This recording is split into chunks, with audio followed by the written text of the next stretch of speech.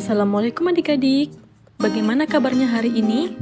Di video pembelajaran kali ini, kita akan membahas muatan pelajaran Bahasa Indonesia kelas 4 SD, tema 7 Indahnya Keragaman, subtema 3 Indahnya Persatuan dan Kesatuan di Negeriku.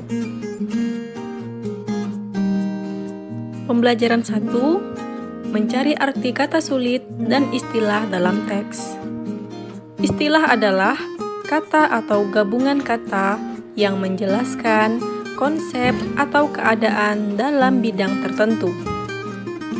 Istilah sering juga disebut sebagai kata atau ungkapan khusus. Untuk mengetahui arti dari suatu istilah, kamu dapat mencarinya di Kamus Besar Bahasa Indonesia. Saat mencari arti suatu istilah dalam kamus, kamu harus mencari istilah tersebut dalam bentuk kata dasarnya terlebih dahulu. Pembelajaran 2, menemukan informasi dalam teks. Salah satu cara membaca yang baik adalah dengan membaca dalam hati atau tidak bersuara. Dengan membaca dalam hati, kita dapat mencermati hal-hal penting yang terdapat pada teks dan menjawab pertanyaan-pertanyaan yang diberikan. Pembelajaran 3, menyampaikan informasi baru melalui peta pikiran. Peta pikiran merupakan cara yang kreatif dan efektif dalam mencatat informasi-informasi penting yang baru kita peroleh. Cara membuat peta pikiran yang pertama adalah tentukan terlebih dahulu pokok-pokok pikiran dari teks.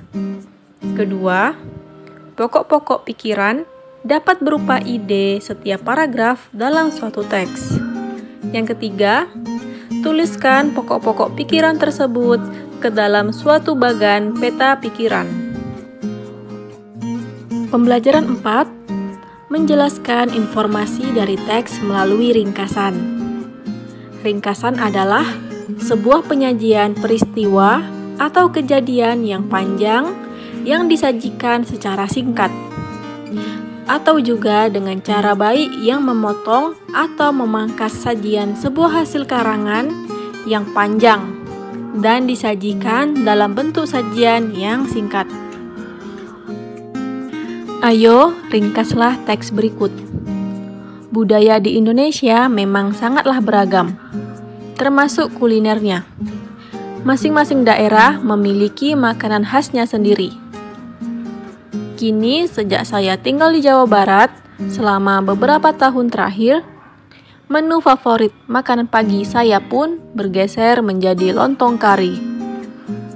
Potongan daging ayam atau sapi, telur, juga lontong yang dilengkapi dengan kuah kaya santan, dan rasa kari ini sangat sulit untuk ditolak di pagi hari.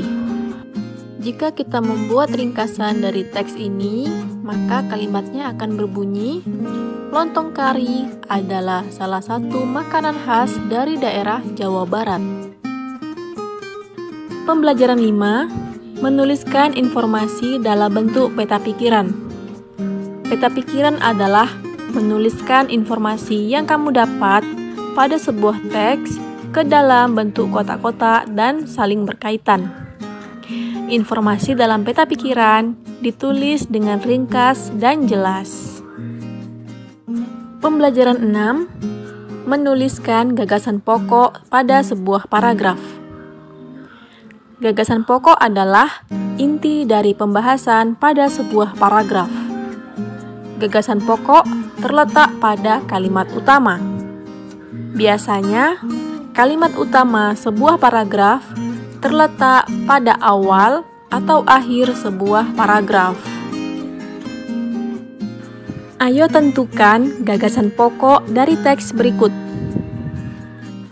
Dugderan adalah tradisi budaya khas Semarang yang telah diadakan sejak tahun 1881, di mana dugderan adalah salah satu cara mencurahkan rasa rindu mereka pada bulan Ramadan atau bulan 1000 berkah.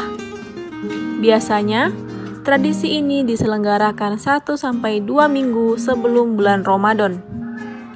Tradisi ini biasanya diawali dengan adanya pasar rakyat.